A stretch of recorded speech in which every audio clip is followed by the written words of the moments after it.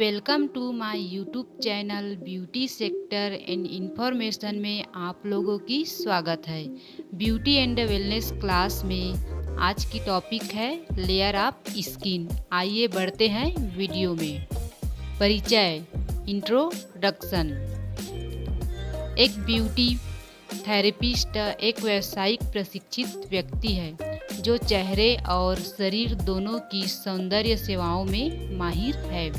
एक beauty therapist विभिन्न कर्तव्यों का पालन करता है, जैसे कि त्वचा की देखभाल प्रदान करना, मेकअप लगाना, अनचाहे बालों को हटाना, मैनीक्योर और पेडिक्योर सेवाएं।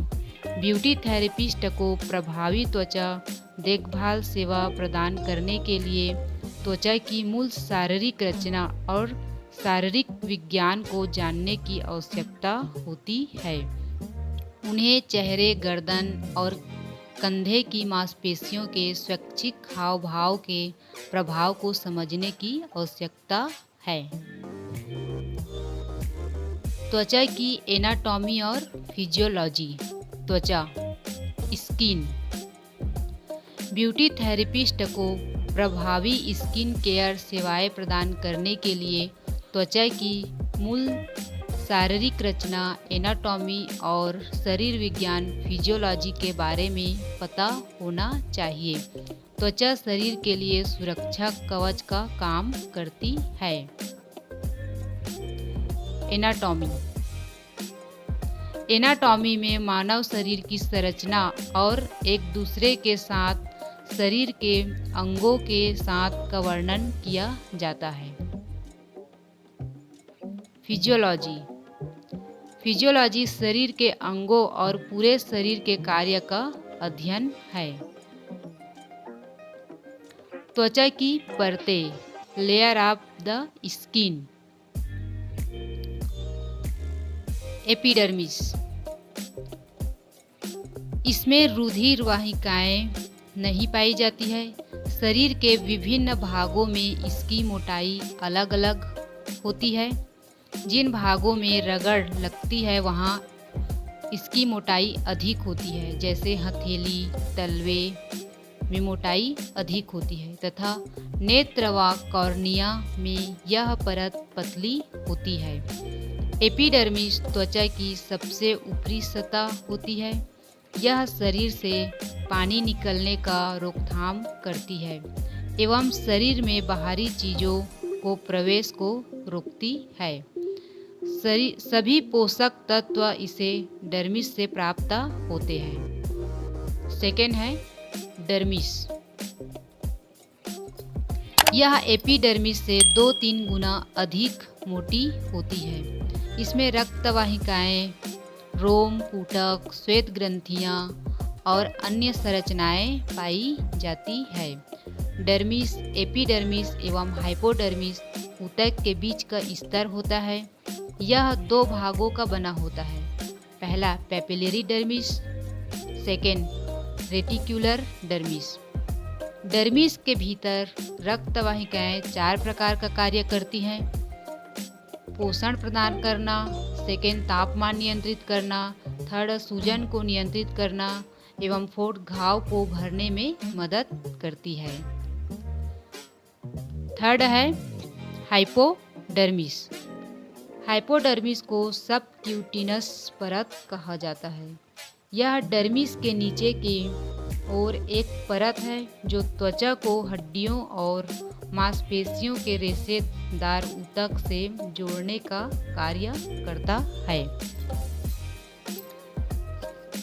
एपिडर्मिस 4 प्रकार के होते हैं, जिसमें केटिनोसाइट्स। केटिनोसाइट एपिडर्मिस में पाए जाने वाले प्राथमिक प्रकार की कोशिका है, जो त्वचा की सबसे बाहरी परत है। मनुष्य में वे 90% एपिडर्मल त्वचा कोशिकाओं का निर्माण करता है। सेकेंड है मेलिनोसाइट्स। मेलिनोसाइट एपिडर्मिस की बेसल परत में पाए जाते हैं। ये कोशिकाएं एक काले वर्णक का निर्माण करती है। जिसे मेलेनिन कहा जाता है, जो विभिन्न त्वचा के रंग के लिए जिम्मेदार है। जैसे हमारे शरीर में काले गोरे का होना, मेलेनिन ही इसका जिम्मेदार होता है। मेलिनोसाइट पराबैंगनी किरणें से बचाती है। सेकेंड है, थर्ड, लैंगरहैंस प्रतिरक्षा कोशिकाएं। लैंगरहैंस कोशिकाएं एपिडर्मिस में पाए जाने वाले प्रतिरक्षा कोशिकाएं हैं। ये शरीर के लिए एलर्जेस, शरीर के लिए बाहरी पदार्थ की पहचान करने में मदद करने के लिए जिम्मेदार है। फोर्थ है, मार्केल कोशिकाएं। मार्केल कोशिकाएं एपिडर्मिस की बेसल परत में पाए जाते हैं।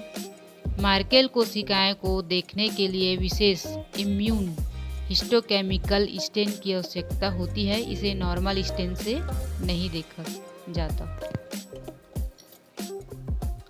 सेकेंडर्मिस दो प्रकार के होते हैं।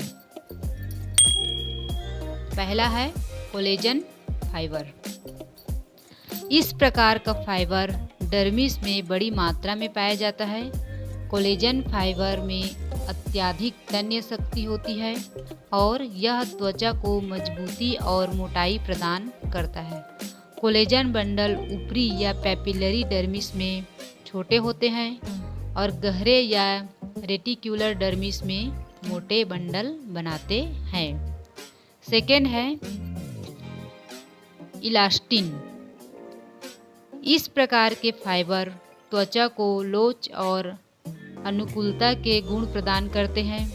कोलेजन और इलास्टिन फाइबर वास्तविक पदार्थ हैं, म्यूकोपॉलीसेकेराइड जेल द्वारा एक साथ बंधे होते हैं, जिसमें पोषक तत्व और अपशिष्ट अन्य ऊतकों घटकों में फैल सकते हैं और इन्हें बना भी सकते हैं।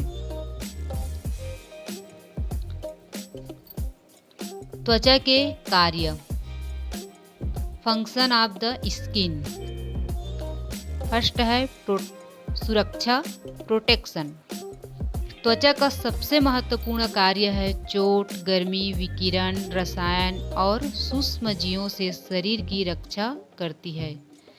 स्ट्रेटम कॉर्नियम के निरंतर बाहर निकलने के कारण यह एक यांत्रिक बाधा के रूप में कार्य करता है और जीवों को त्वचा में रहने या उनमें प्रवेश नहीं करने देता है। एपिडर्मिस की बेसल परत में मौजूद मेलिनोसाइट द्वारा निर्मित मेलेनिन शरीर को पराबैंगनी विकिरण से बचाता है। एपिडर्मिस फैगोसाइट्स एजेंटों में मौजूद लैंगरहैंस कोशिकाएं जो त्वचा पर आक्रमण करती है। सेकेंड है तापमान का विनिमय, थर्मो रेगुलेशन।